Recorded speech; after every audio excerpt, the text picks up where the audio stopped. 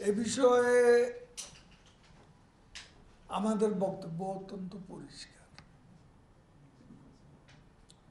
বাকশালটা কি?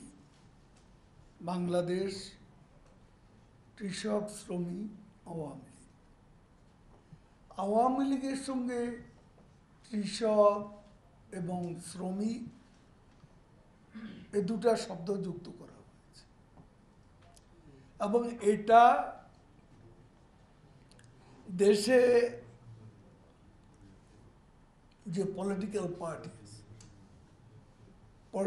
পার্টি এবং তার বাইরেও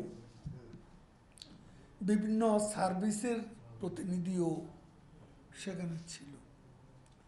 এবং ওয়ালটন ফ্রিজ কিনে অনেকের মতো আপনিও হয়ে যেতে পারেন মিলেনিয়াল। সেরা পণ্যের সেরা অফার। এটা কোনো একক কর্তৃত্ববাদী দল নয়, এটা হচ্ছে জাতির প্রয়োজনে তখনকার বাস্তব অবস্থা একটা জাতীয় দল।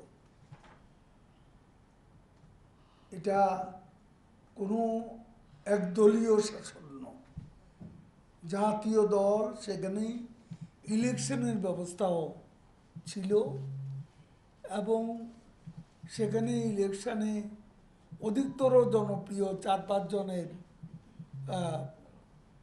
ইলেকশনে প্রার্থী হবার সুযোগ ছিল।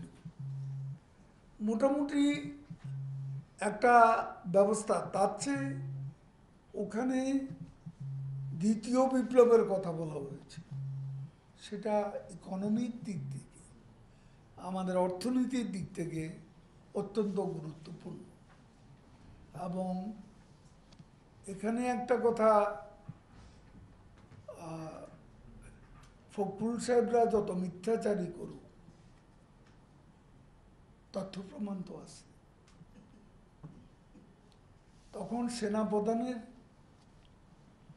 বাংলাদেশ কৃষক শ্রমিক লীগের, আওয়ামী লীগের সদস্য হওয়ার বিধান ছিল,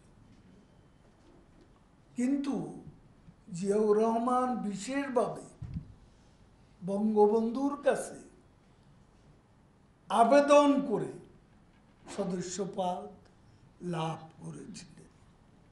আমি এটা চ্যালেঞ্জ করছি, এর সত্যতা তথ্যপত্র আছে। সত্যকে বিকৃত করে লাভ নেই।